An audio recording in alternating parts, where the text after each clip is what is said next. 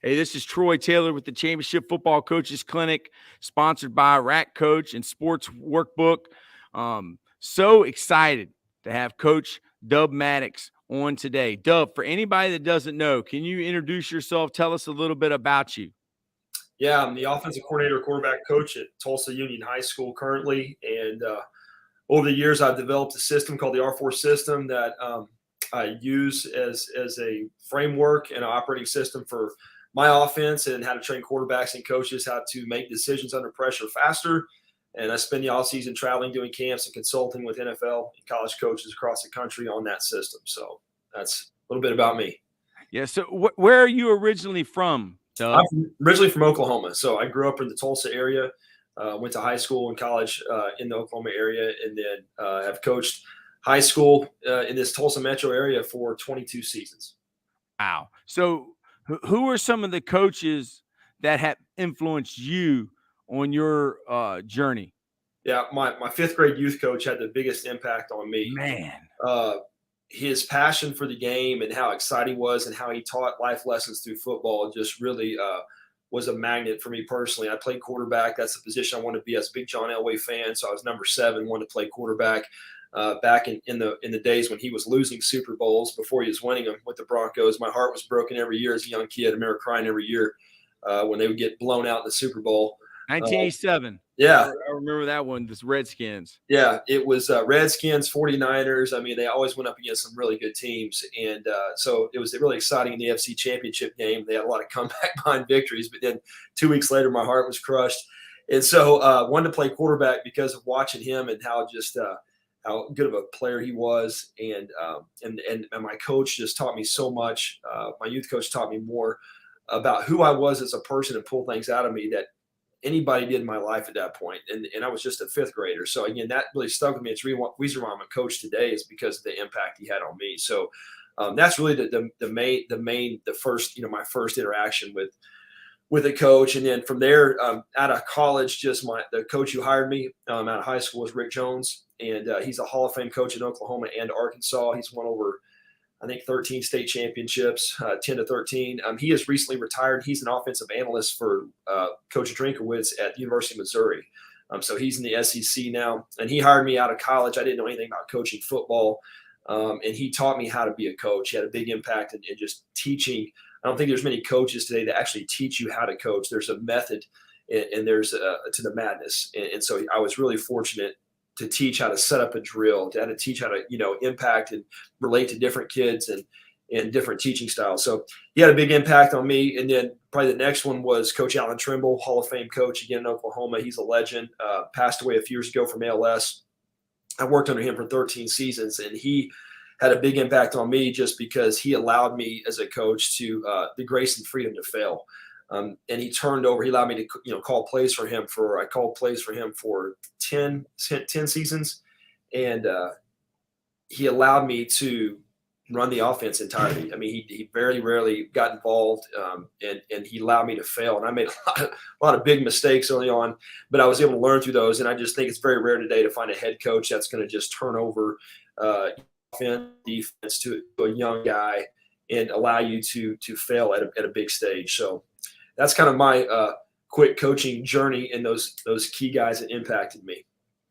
Coach Trimble, that, he saw something in you. And, I had a young coach once tell me, the kid just graduated from ODU and he worked with Taylor Heineke, and he was my GA at Virginia Union University. And I was like, hey, man, I could probably get you a job in high school somewhere. And he told me, he said, well, I'm only going to go to high school if I could be the head coach or a coordinator. And I was like, dude, you've never coached before. Like, you've been a GA, a student assistant. Like, nobody's going to let you call plays. So did you earn that right from Coach Trimble? Some guys, I got a guy that I talked to recently. He wanted to be a head coach, but at the school he's at, he's not even at off-season workouts. He doesn't show up. So what were you doing that the Coach Trimble was like, this guy right here, he's the offensive coordinator? Well, I just think it's just earning the spot. Again, I worked for him for 5 seasons just as a position coach, and I started out receivers 1 year, did a good job for that, and then he was coaching quarterbacks my first year. And with being a head coach and all the things that it takes to coach quarterbacks, he kind of wanted to look for somebody else, and I had no qualifications to coach quarterbacks, but I knew I wanted to get back to coaching that position because that's what I really enjoyed as a player.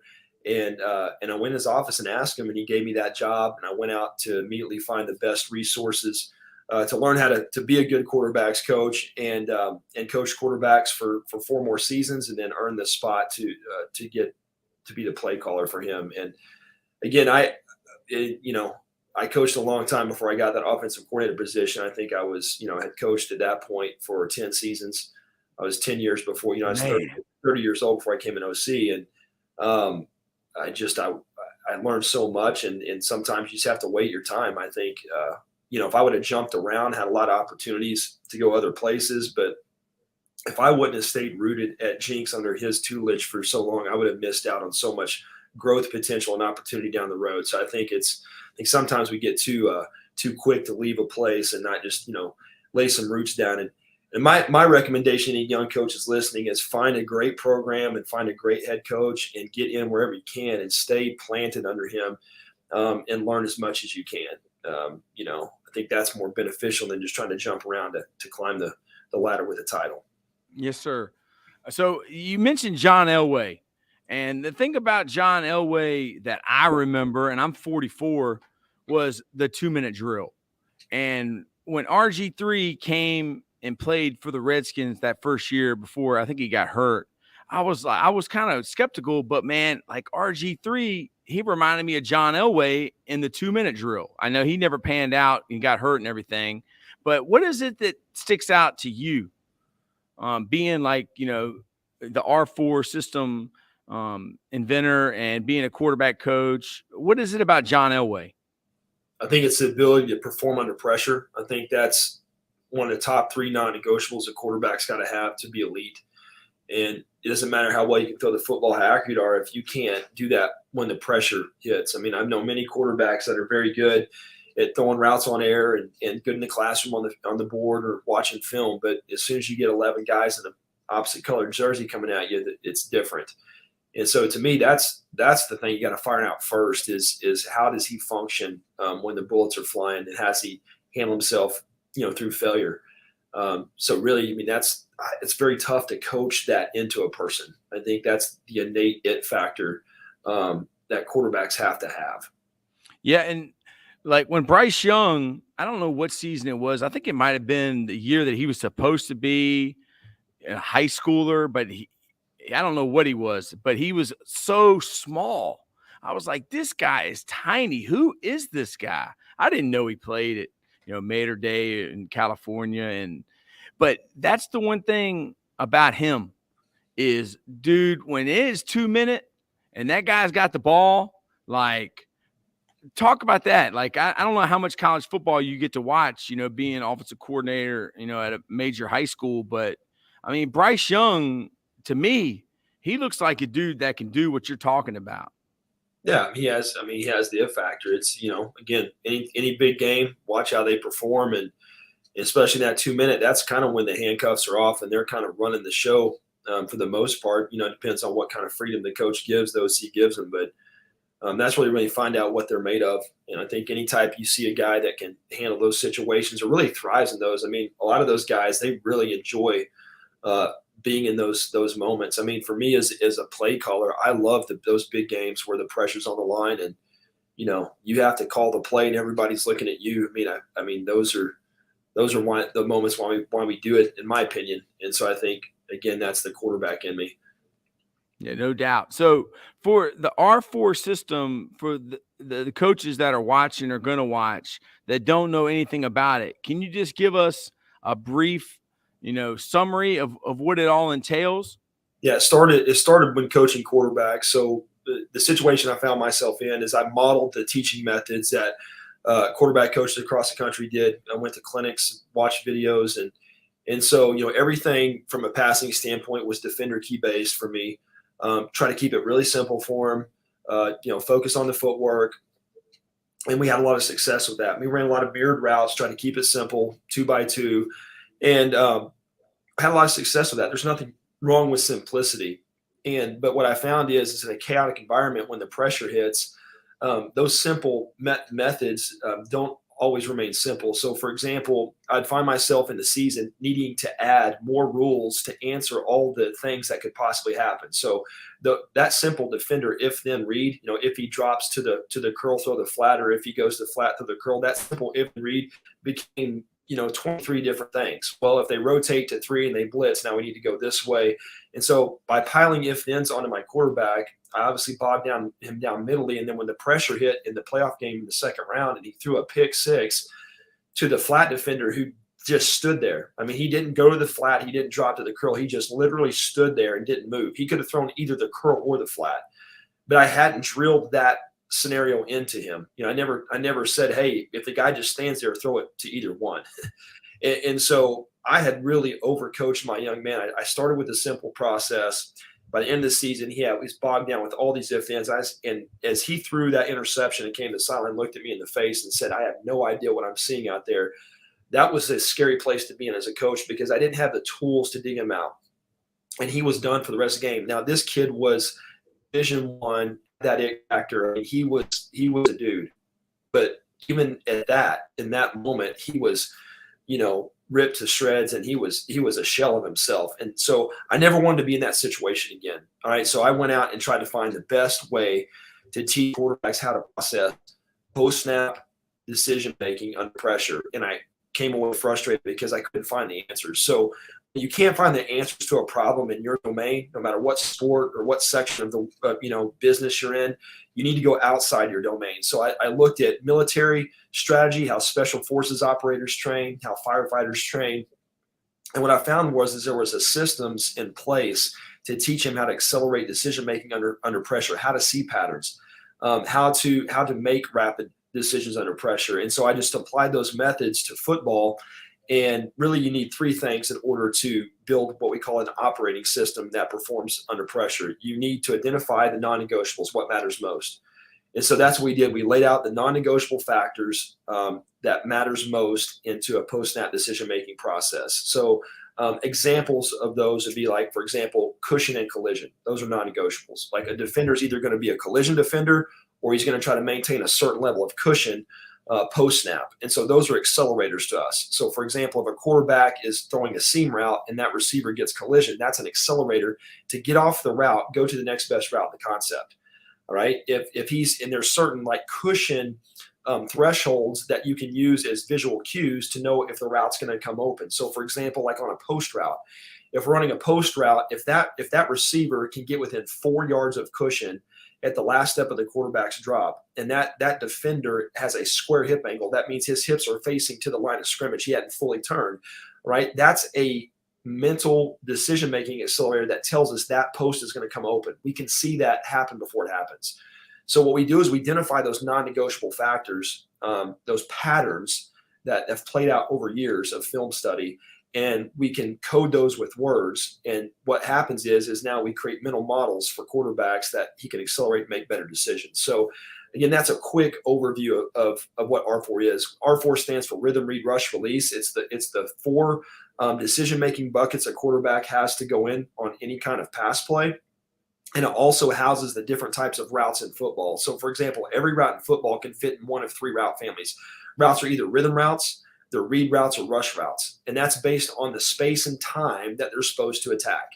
And so the beauty of defining and putting those routes into buckets is now you can teach your quarterback and receivers where they're supposed to be and the why behind it. So now on a progression, the quarterback can always be linked up and synced with the receiver at the proper moment in time. They know where they fall within a progression.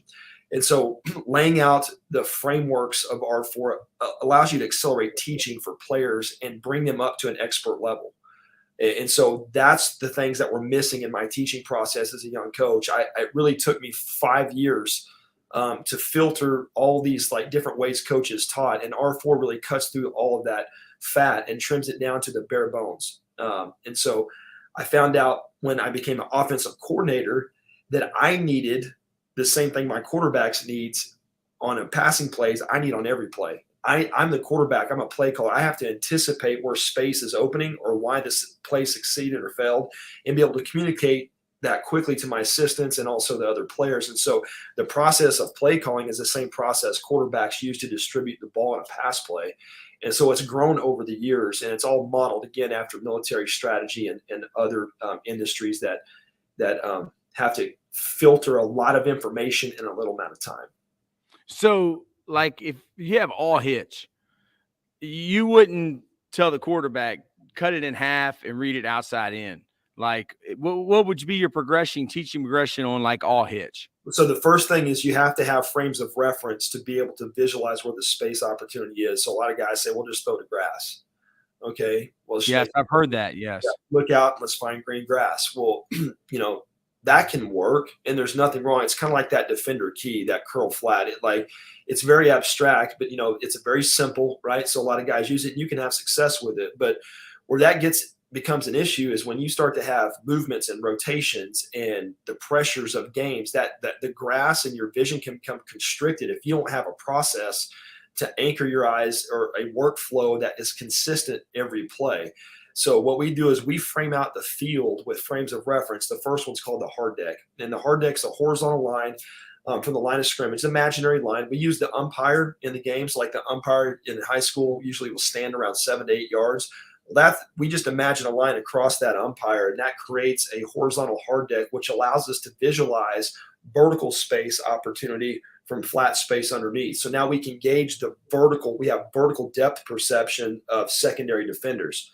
So if safeties and corners are below that hard deck line, they've now uncapped vertical space.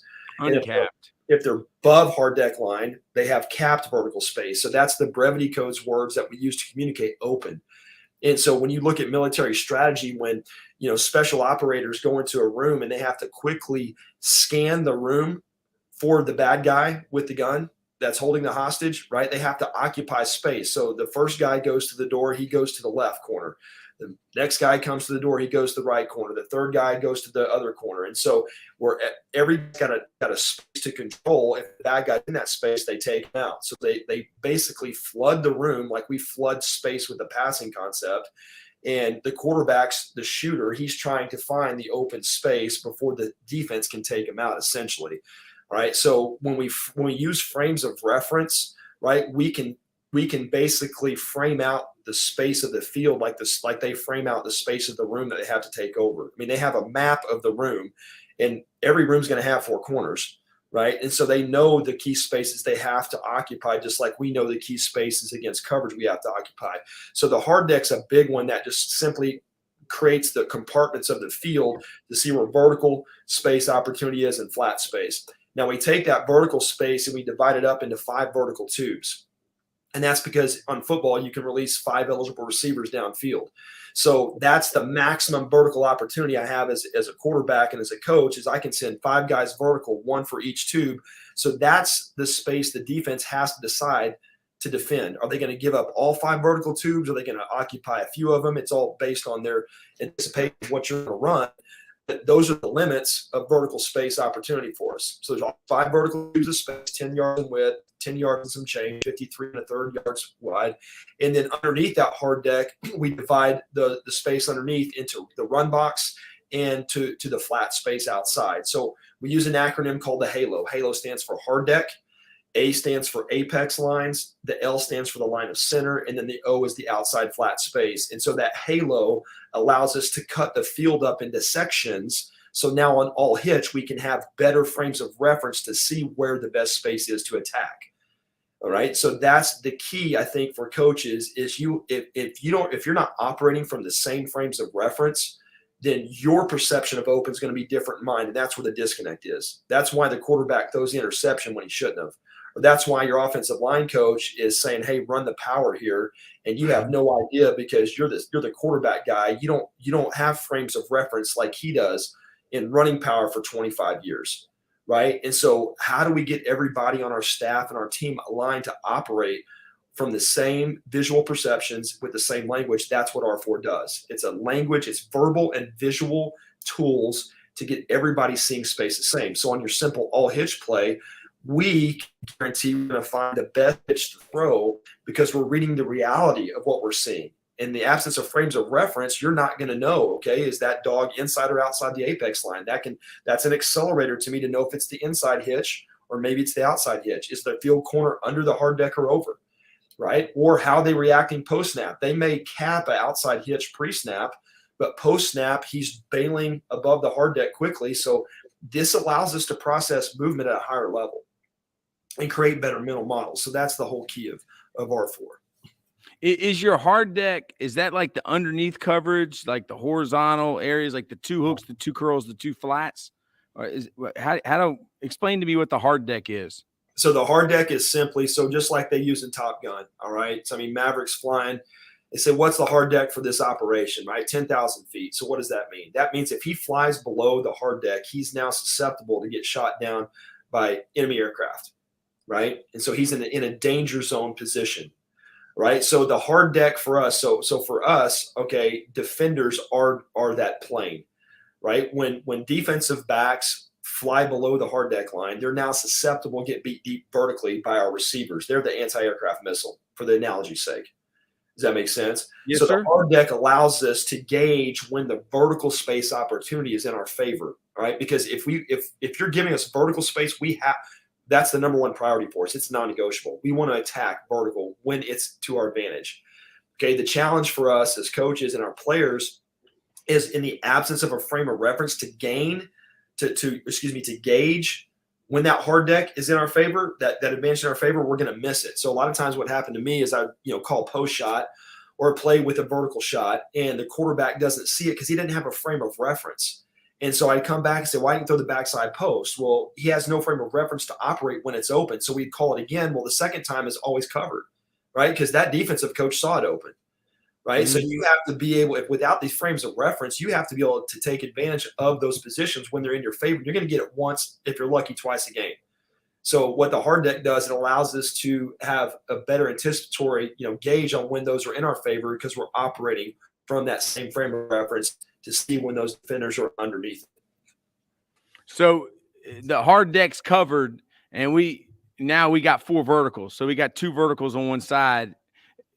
How's the quarterback reading that, or is it all based off the halo? Yeah. So you have 2 verticals on one side of the formation? Yes, sir. You're saying that there's 2 guys above the hard deck? There's 2 guys that are playing down. I guess down. What's your terminology? Use down in the hard deck. So they're giving us the vertical shot. So it'd be under over the hard deck. So I mean, now simply, we're looking for uncapped space. So we got if they're under the hard deck, now it comes down to personnel. So we use the cap concept. All right. So cap is the term we use for covered. Yeah, I've heard that from Bobby Bentley. Bobby Bentley was using that when I talked to him about the capped and non-cap. Who does that come from? You're talking to him. Oh yeah. Yeah. Well, so I appreciate that. Yeah, I know. Because he used that. Bobby was using that. It's capped or not capped. He's talking about his receivers and capology. Yeah, I'm talking to him. See, that's how stupid I am.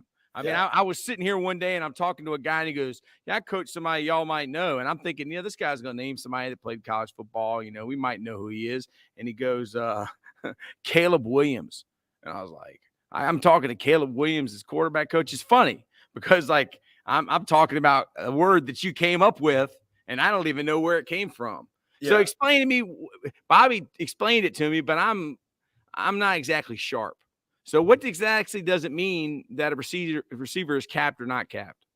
Okay, so capped is covered, uncapped is open, right? Okay, well, what we got to understand as coaches and players is that there's layers of coverage, right? There's 3 layers to determine if really a receiver is going to come open or not. And so, or capped or uncapped in those terms. So the C in cap, it's an acronym. C stands for coverage. That's simply the dominant position of a receiver in relation to the route space. Okay, so let's say that we're running a corner route by a slot receiver. Okay, to the right, we're on the left hash. He's on the right hash. He's running a corner to the field. All right. So what we have to teach our quarterback is pre-snap decision: is the corner capped or uncapped? Well, he's simply going to look, okay, over in the hard deck and outside of the route stem to see if there's a defender in that space, right? So that's his coverage position. So let's say that it's a cover 3 corner. He's above the hard deck. He's over and outside. He is capping the corner route pre-snap. Mm-hmm. Right? Or maybe it's a cover 2 safety. Maybe he's over and outside and he is capping it based on his dominant position, right? That's the first layer of coverage. But just because a defender's in the way doesn't mean post-snap it's going to remain covered. So there's layers to it. So you got to teach your quarterback and your receivers the layers, right? We can still win that space back post-snap. So one example is on the drop, we look for the A and cap. That's the alignment or the hip angle of a defender. And so it's very critical to know that the hip angle position of defenders tells you whenever you're looking at that, at that moment in time, the space they can close upon. All right. So everything, like you study any kind of elite athlete, any sport, you'll find when you study their vision, whether it's innately or they're coached that way, they're going to focus on key positions of the body that reveal the reality of what's happening. So, for example, pitchers will focus on like a space between the wrist and the elbow, right? The arm angle will kind of help him determine the type of pitch he's getting. So a lot of like soccer players will focus on the hips, like quarterbacks will focus on the hips of defenders. And so defenders' hips can be square to the line of scrimmage. They can be full, meaning they're fully turned to cover vertical space down the field. They can be a man turn, means they're facing the sideline, or they can be a zone turn, meaning they're facing you. So whichever hip angle position he is in at that moment in time, that's the space he can close upon, which also confirms if that route is capped or uncapped. So, for example, let's go back to our picture with the corner route. We're running a corner, and that safety is over and outside. He is capping the route side space of the corner. But his hip angle at the break point is square to the line of scrimmage. So what that means is that moment in time, the receiver's 10 yards breaking on the corner, but his hips are square. That means he can only close on anything in front horizontally. He can't defend vertical space. So that overrides his coverage position. So what we need to understand is coverage is the first layer to determine open or covered, right? And then the hip angle is the second layer. That confirms the space he can close upon. So if I see a square hip angle, that's uncapped. Now, if the square hip angle was fully turned, if he was turned at that point, he's in a dominant position to now close and remain capped on vertical. So that is now, in fact, capped. So we have a pre-snap confirmation. We have a post-snap. And so the pre and post-snap is based on those indicators. So pre-snap is just coverage, his dominant position, right? Is he in the way of the route? Yes or no? Okay. And then post-snap, what's his hip angle, right? And then the P and cap is the last layer. It's personnel. Right? Personnel overrides anything, right? I mean, so for example, in that corner analogy, I'm running a corner route to the right, and now I'm reading that safety, but he's rotated down. Let's say he's in cover 3. Okay, he's the flat defender now. All right, so he's under and inside, so the route's uncapped, let's say. Okay, let's say it's cover 1. All right, so the corner's on the hitch, whatever. All right, so he's under and inside. It's uncapped by his dominant position. He's not in the way. And then on the drop, let's say he has a square hip angle. All right. But that safety is Deion Sanders or Stephon Gilmore or whoever, right? And you're just the average. I mean, that overrides it. And conversely, maybe I have a capped corner route. Maybe the safety's over and outside. He's got a flip angle, but my receiver's Randy Moss. He's 6'5" on a 5'10" corner. That personnel ability overrides the dominant position and hip angle. So that's really the 3 non-negotiables of determining if a route's going to come open or not. If you go through each one of those layers and walk through that with your players, you can all get aligned on the same page on if he should have thrown the route or not. Because it's going to be one, if all 3 of those things check off, it's open, throw it. If one of those don't check off, then it's capped. Go to the next route in the progression. Yeah, from talking to go ahead. That's a stopping point for that. So yeah, I mean, I talked to John Strollo, who he's a big offensive line guy, and he talks about angles and physics. And it just reminds me of talking to you and how, I mean, you're really studying how the body works on those defenders and which way. I mean, it makes a lot of sense. If the guy's belly button is facing towards the line of scrimmage, he can only really run one way.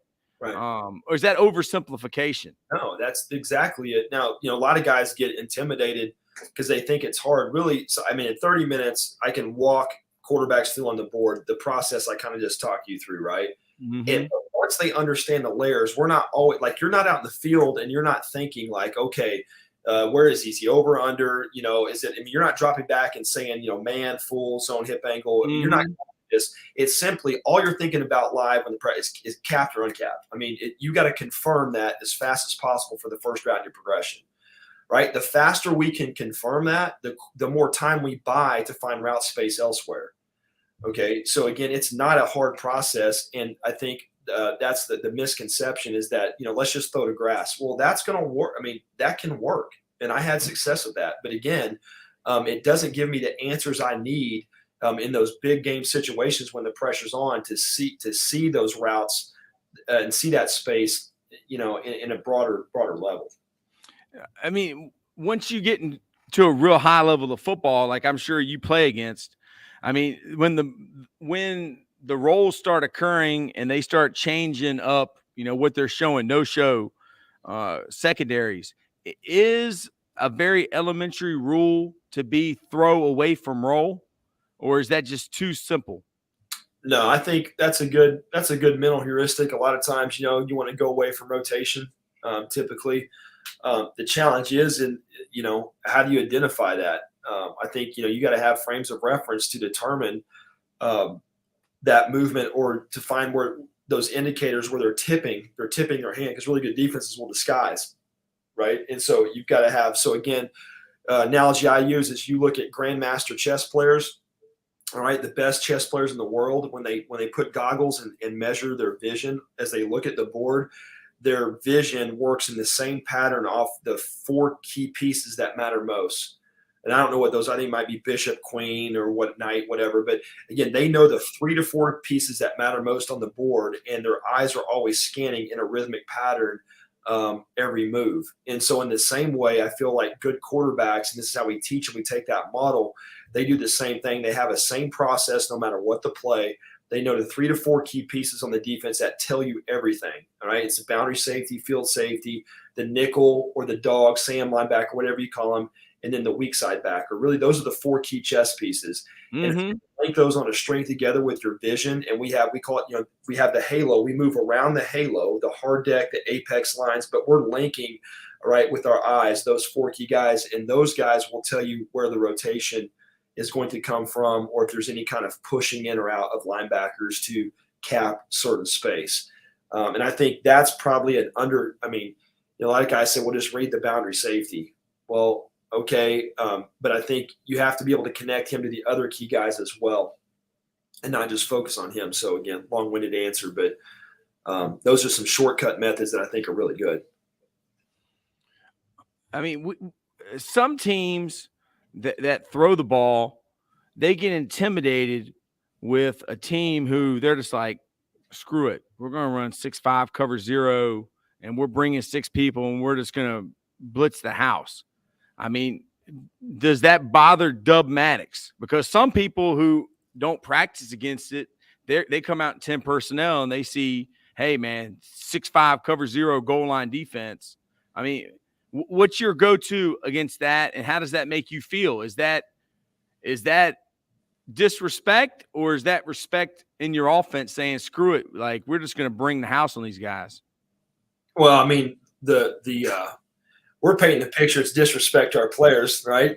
Because we want them to be upset and fired up. But no, I think it really just depends. How do you handle it? It depends on, it changes year to year based on who you have. I mean, do we have a couple tight ends we can put in there to protect the edges, right? I mean, or do we have more than one guy that has a high enough vertical value to beat those 4 guys that are locked on in man? So again, what can my quarterback throw effectively? So I mean, I think the answers to that is going to depend, based on your personnel, and it's going to change year to year. But if you can't beat man, get ready for a long night. I mean, that's why when we game plan, the first thing we're looking at is, how do we beat man?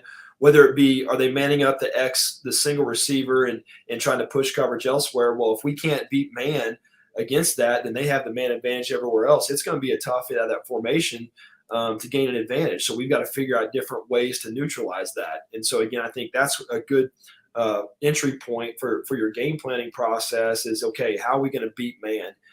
Whether we're anticipating it, whether they're a man team or maybe we're not, we always got to have a man answer in every game plan.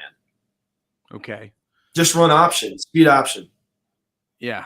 To the weak side, or does it not matter? I prefer the weak side, but that's one tool. I mean, there's all kinds of tools out there, but again, it just depends on what personnel you have. Yeah, so either you can load the box up with tight ends, or either you can just say, "Screw it, we got better athletes, and we're gonna it's We're uncapped gonna go empty and over Baghdad." yeah, go empty and buckle the chin strap and get it out quick. Yeah, I mean, there's some people in football who believe in 7-man protection, and there's some people that believe in 5-man protection. I mean, what do you hang your hat on? Do you check release running backs and H's, or do you just free release? What is kind of your philosophy on protecting the quarterback? Yeah, it changes each year. Right now we're in a phase defensively where we're seeing a lot of simulated pressures. And so, they'll bring 6 guys up and, 4 will come, 2 will drop, or, they'll show a guy walked up, he'll drop, and they'll bring a guy from another level. And so defenses are getting really good at disguising pressure. So based on where we're at this moment in the timeline of seeing those things, I prefer just to get all 5 out. Because a lot of times if you keep that back in, what we're seeing now against most defenses is they tell that linebacker if he stays in, then it's automatic blitz. Yeah, blitz to back, boom. Yeah. And so based on all that stuff and all those little cute things they're trying to do, I'm just getting 5 out and trying to flood space. And hopefully my quarterback is schooled up enough with our 4 that he can find the best route. So that's where I'm at today. So again, that may change next year. It's just we ebb and flow based on trends of defenses. So I think it's important to stay up on the trends that you're seeing in your region. And, we have 7-man protection in our playbook. We have names for it, right? And we may or may not use it year in and year out just based on what we're seeing. Yeah, so I mean, just thinking about that whole deal, you're talking about simulated pressures. It makes me think of when Urban Meyer beat Jim Tressel, and they were doing all that blitz and bluff, and Ohio State just did not have an answer. I mean, they were just killing them, dude. I mean, that was like what, I don't know, 20 years ago now, probably, maybe not that long ago, but with defenses in this 3 safety defense, and with TCU or Iowa State, whoever it is that's running this stuff now, are you seeing a lot of that?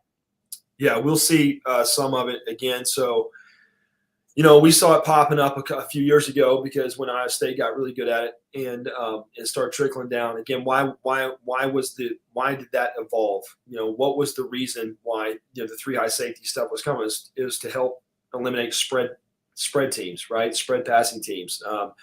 And so as seeing that trend come to light, we wanted to start to migrate more to 2 tight end and 12 personnel based offenses. And so if you look at our offense, like our model right now for offense, we want to be 2 tight end.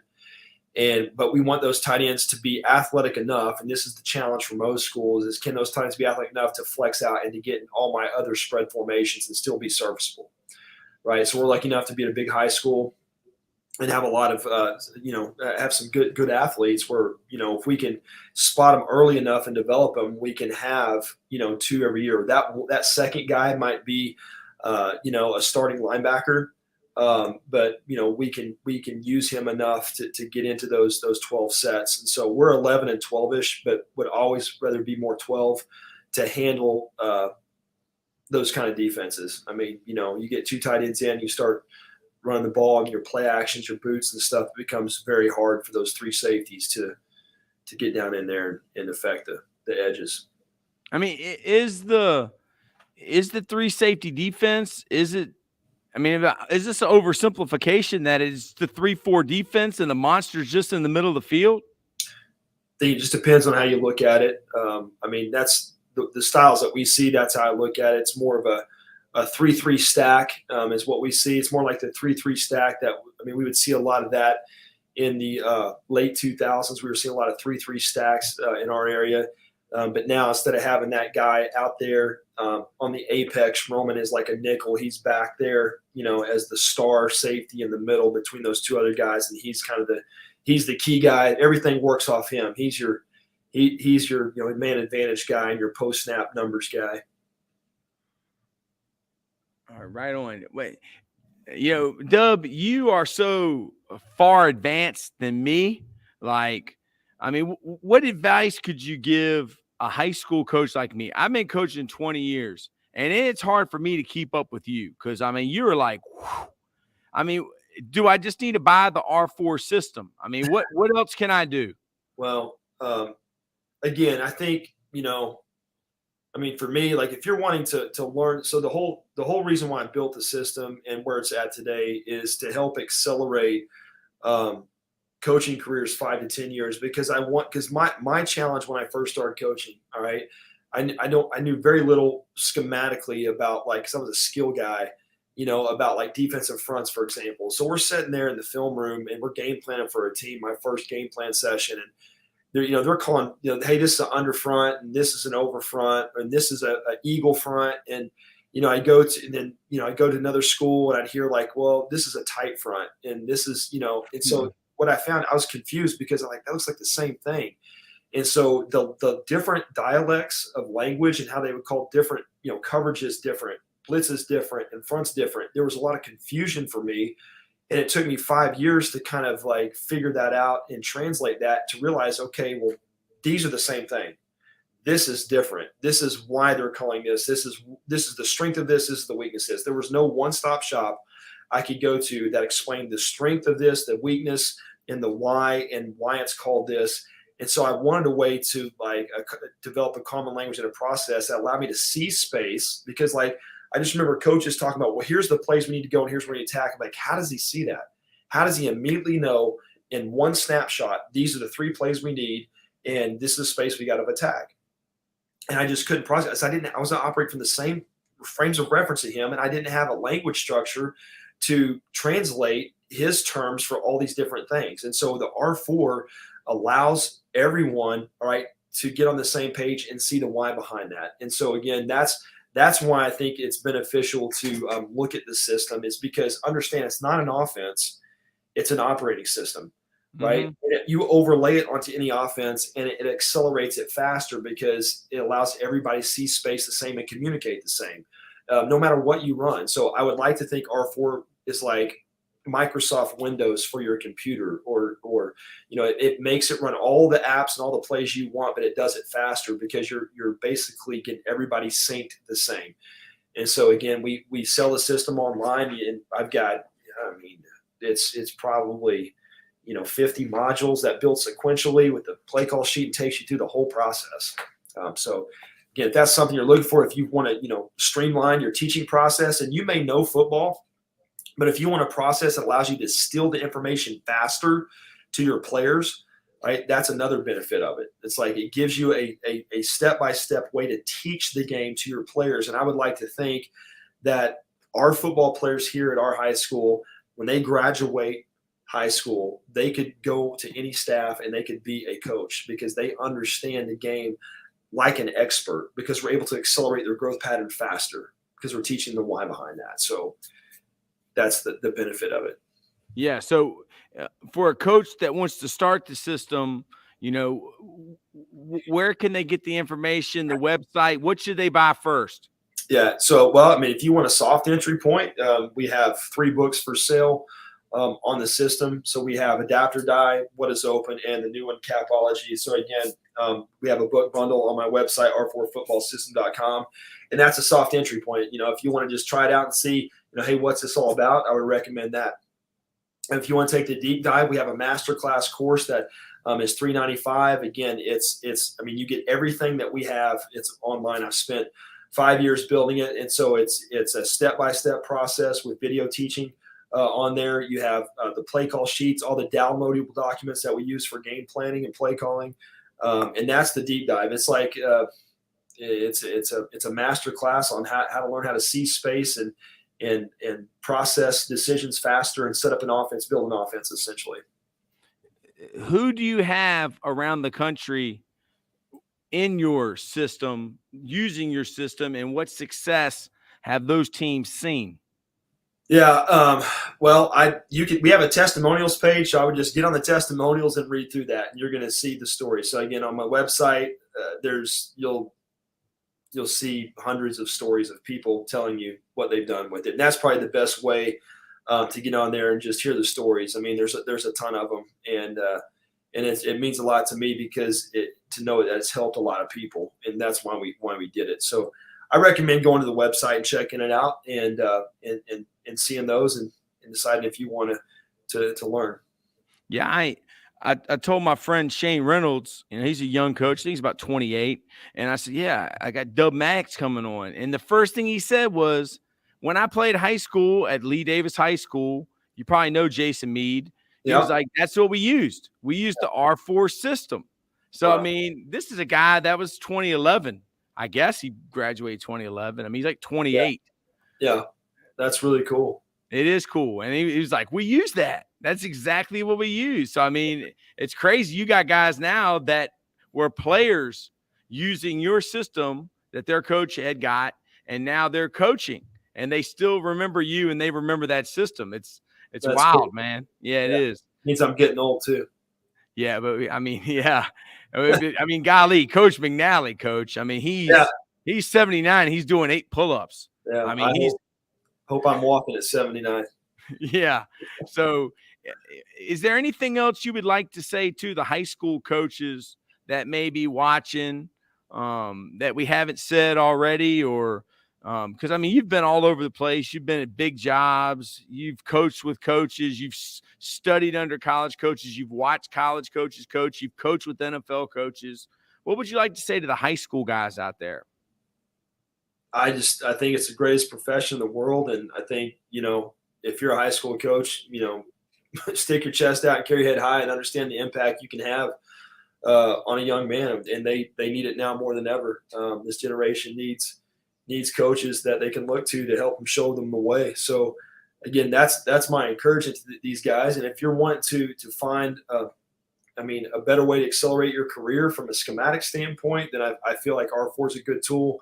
A lot of defensive guys get it and they try to basically reverse engineer it, and use it from their perspective. So I've done some stuff with defensive guys. I don't really like to do that because I don't want to give away the goodie, but anyway, so yeah, man, I mean, I think that's it. And then I think it's important for younger coaches today to understand there's no excuse in today's modern game to not become a good coach, because when I started out, I didn't have stuff like this, like you're doing here. I didn't have YouTube and Twitter.